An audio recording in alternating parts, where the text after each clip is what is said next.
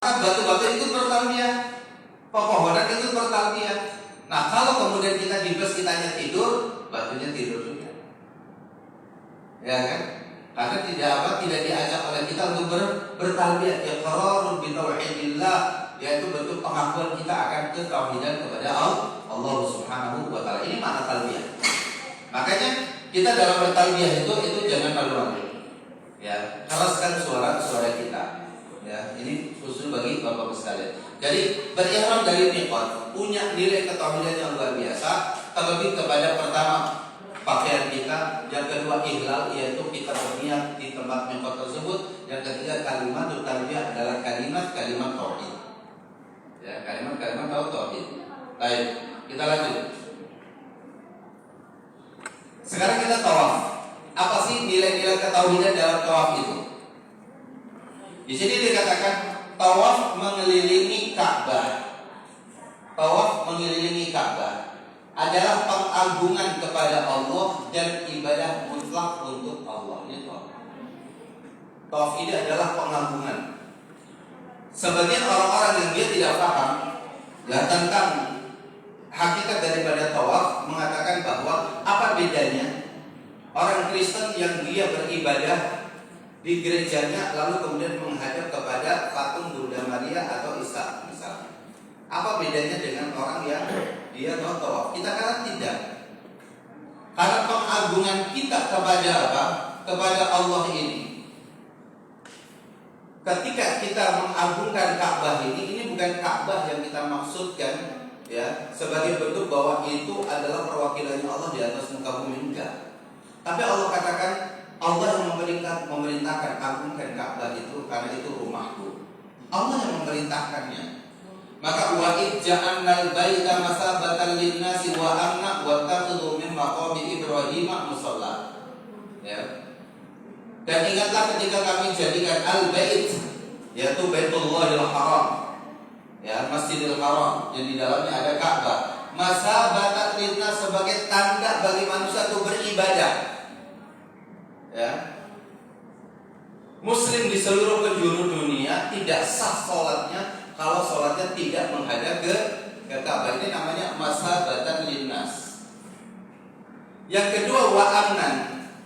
Wa'amnan di sini Ka'bah itu sebagai simbol keamanan dunia.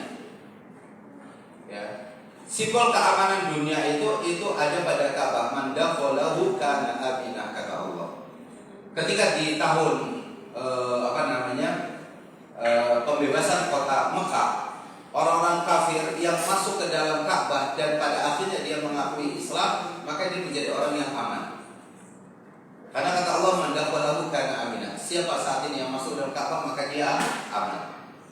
Ini wa amna.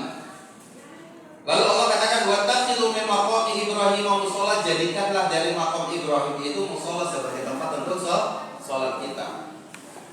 Nah, ini satu tempat yang memang dituntut oleh kita kalau kita sudah tawaf itu sholatnya di belakang maqam Ibrahim. Sudah ditetapkan itu di situ yang paling utama.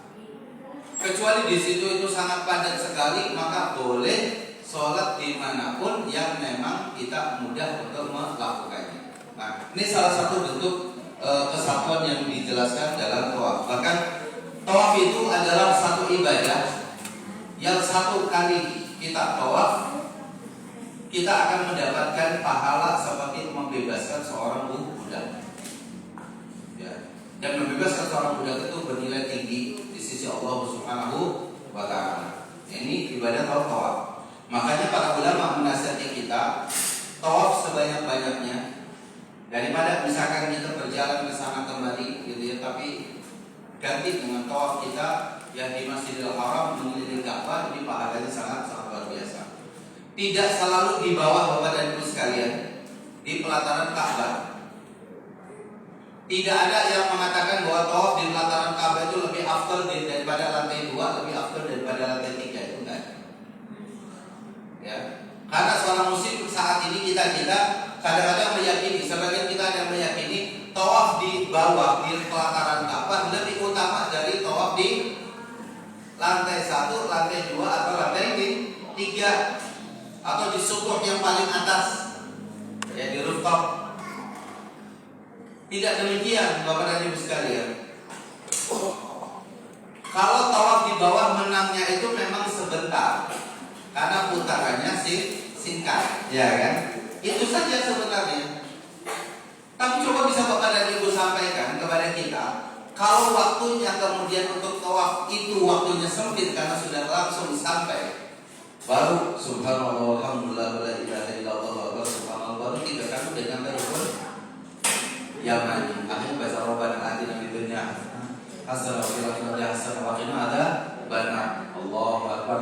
Keliling lagi. Begitu cepat tawaf itu. Tapi kalau kita di lantai satu kan panjang, kita bisa banyak berzikir kepada Allah. Yang kata Nabi kita mulai sallallahu alaihi wasallam, ahabul kalami ila Allah ya subhanallah alhamdulillah wa la ilaha illallah Allahu akbar. Kita bisa baca itu sebanyak-banyaknya, melebihi kita membaca di yaitu di bawah. Dan patokannya gampang. Setiap orang yang banyak langkah kakinya, maka sebanyak itu pula pahalanya. Jadi kalau mau dikatakan yang afdal itu, kita afdal tawaf di lantai satu yang ada Ka'bahnya atau di lantai dua yang memang kita hanya melihat dari atas Ka'bahnya.